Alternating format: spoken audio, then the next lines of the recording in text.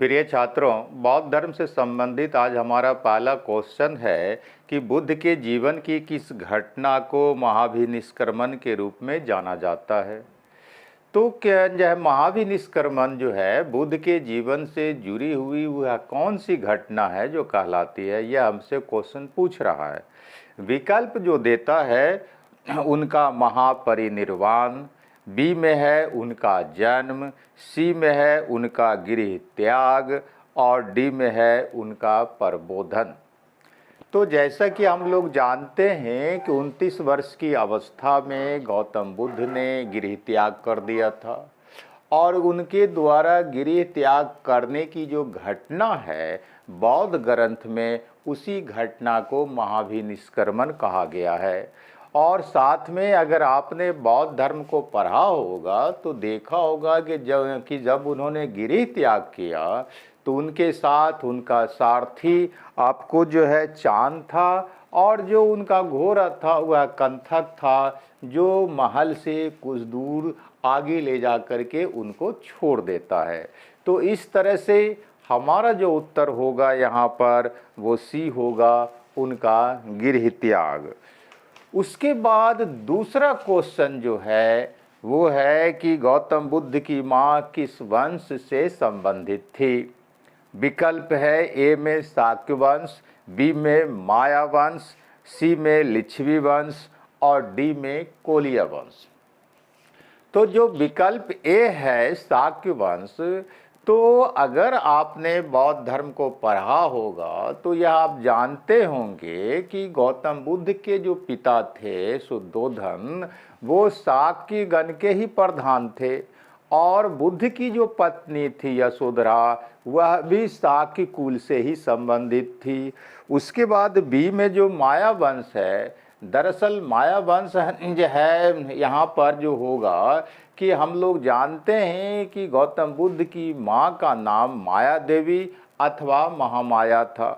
तो माया देवी या महामाया जो थी वह कोलिया वंश की थी। उसके बाद सी में जो लिच्छवी वंश है, तो लिच्छवी वंश का संबंध गौतम बुद्ध से नहीं है, बल्कि जो है लिच्छ नामक आपको एक व्यक्ति के नाम पर या कहें कि राजा के नाम पर या कहें महापुरुष के नाम पर आपको लिच्छवी वंश की नींव पड़ी थी।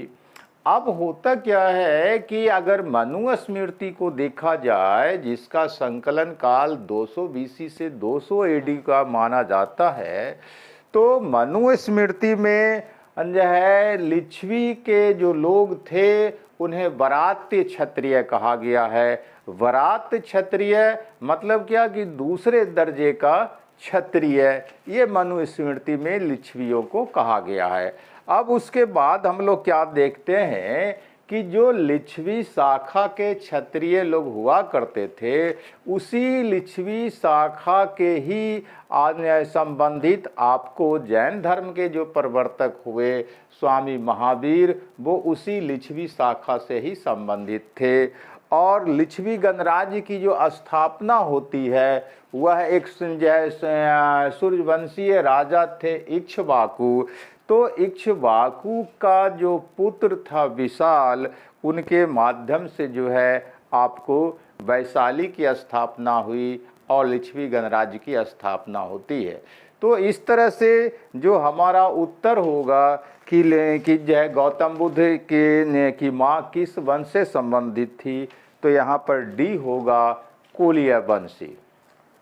उसके बाद जो अगला क्वेश्चन हमारा आता है वो है कि महापरिनिर्वाण मंदिर स्थित है। तो महापरिनिर्वाण मंदिर स्थित है ए में कुशीनगर, बी में सारनाथ, सी में बोधगया और डी में श्रावस्ती। तो महापरिनिर्वाण मंदिर मतलब क्या है कि गौतम बुद्ध की मृत्यु की जो घटना है उसी को महापरिनिर्वाण कहा जाता है। अब यहाँ पर पूछता है कि महापरिनिर्वाण मंदिर कहाँ स्थित है। तो हम लोग क्या जानते हैं कि जो है आपको उत्तर प्रदेश में कुशीनगर स्थित है और बुद्ध काल में यह जो कुशीनगर था वह कुशीनारा के नाम से जाना जाता था। अब है कि ये जो कुशीनगर है, यहीं पर बुद्ध की जो है सो आपको महापरिनिर्वाण मंदिर स्थित है। और इस मंदिर में बुद्ध जो हैं वो लेटे हुए मुद्रा में पड़े हुए हैं, और उस मूर्ति की लंबाई जो है आपको 6.1 मीटर है। तो महापरिनिर्वाण मंदिर कुशीनगर में है, और उस मंदिर में बुद्ध की लेटी हुई मुद्रा की मूर्ति है, और उस मूर्ति की लंबाई जो है वो 6.1 मीटर है। तो यह जो है इस तरह से हमारा जो उत्तर होगा वो आपको कुशीनगर होगा।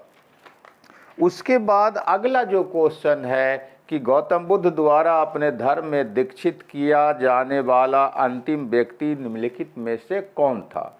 मतलब क्या है कि गौतम बुद्ध ने सबसे अंत में किस व्यक्ति को बौद्ध धर्म में शामिल किया, यह जो है सो क्वेश्चन हमसे पूछ रहा है। विकल्प जो वो देता है, ए में आनंद है, बी में सारिपुत है, सी में मोगल जो है सो मौदगल्यायन है, और डी में सुबुद्ध है।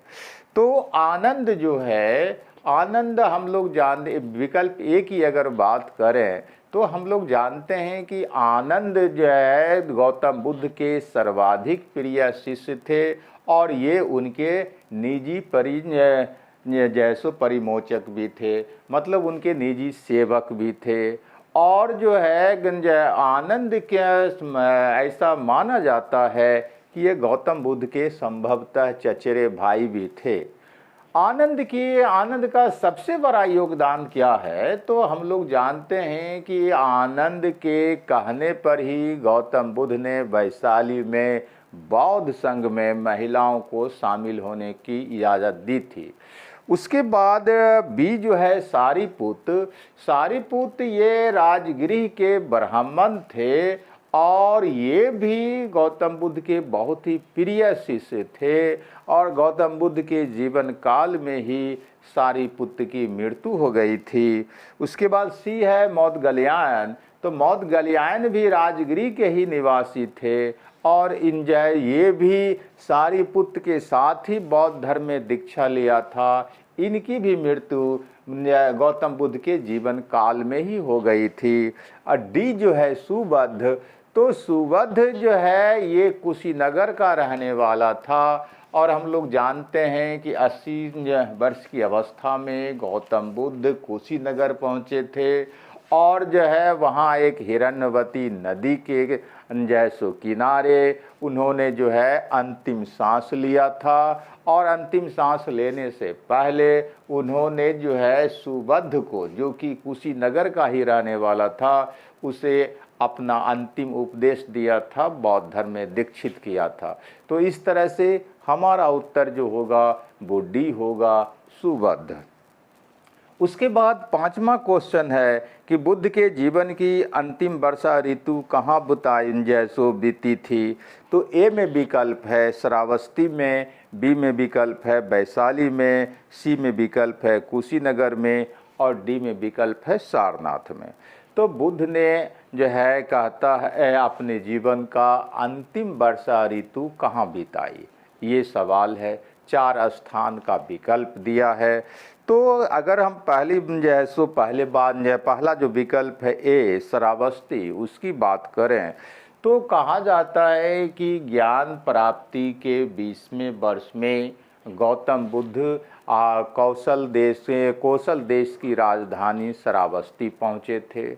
और श्रावस्ती जब पहुँचे थे तो वहाँ उनकी भेंट अंगुलीमाल नामक एक डाकू से हुई थी, जो कि उनका शिष्य बन गया था।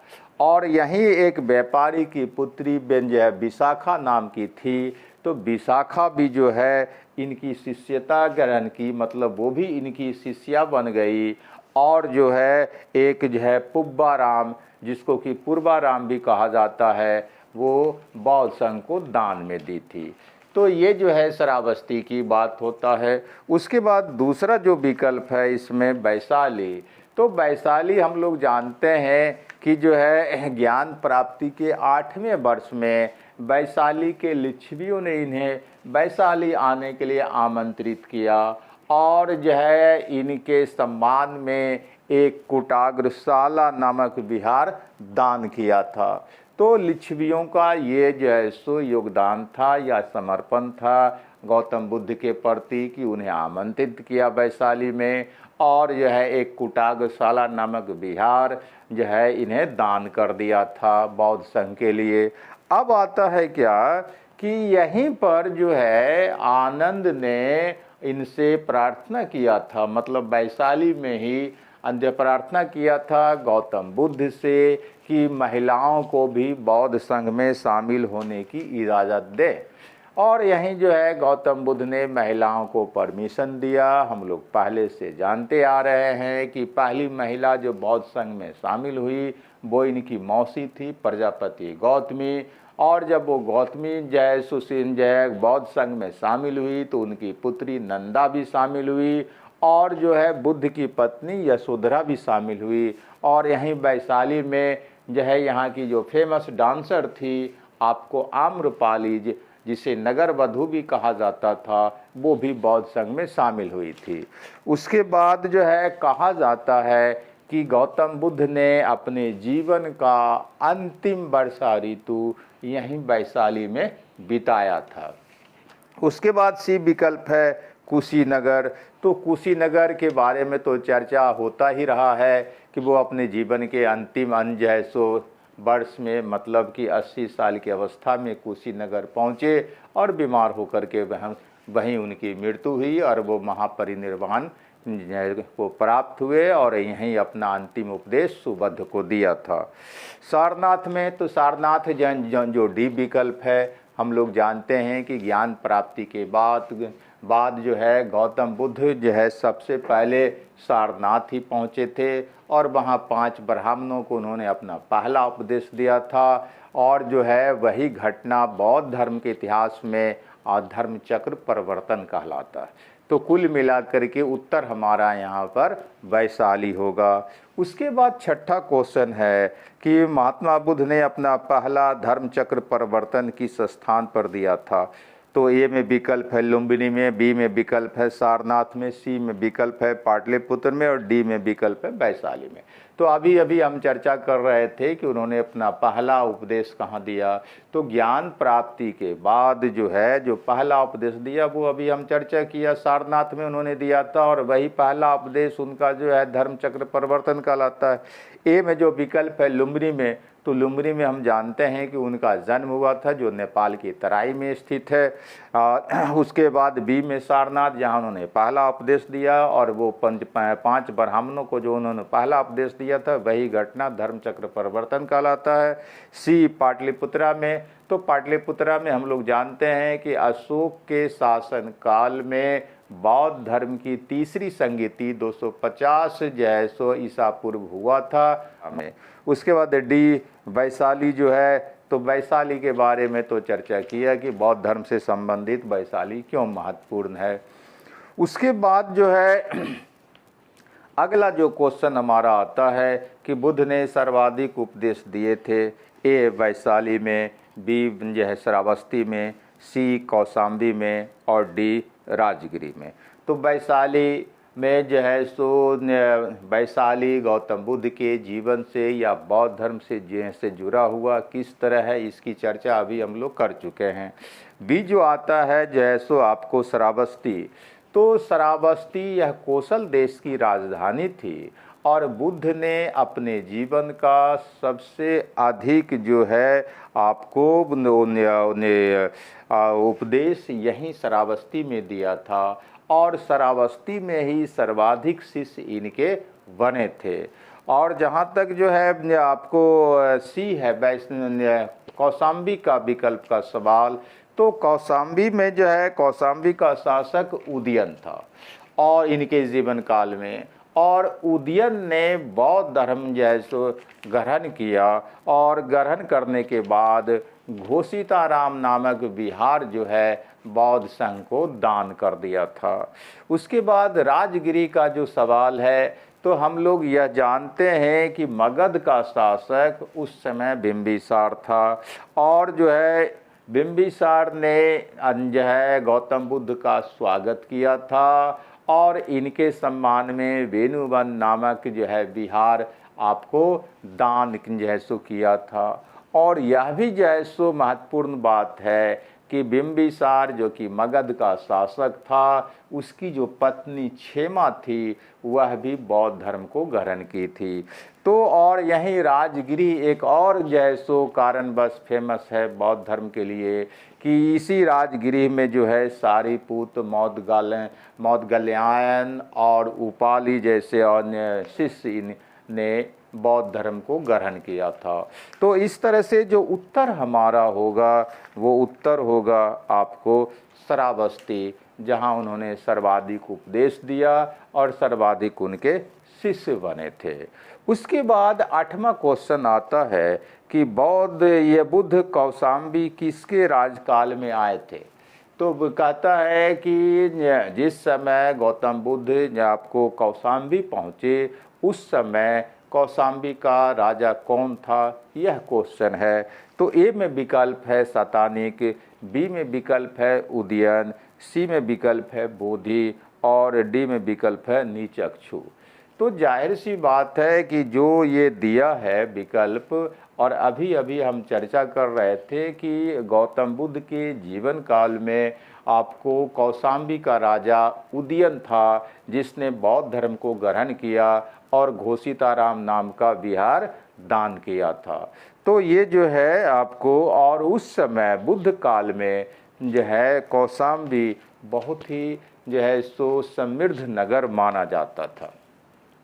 और 9वां क्वेश्चन है कि बुद्ध की मृत्यु के पश्चात प्रथम बौद्ध संगीति की अध्यक्षता की गई थी। तो कहता है कि गौतम बुद्ध की मृत्यु के बाद जो बौद्ध संगीति जो हुई थी वह जो है किसकी अध्यक्षता में हुई थी।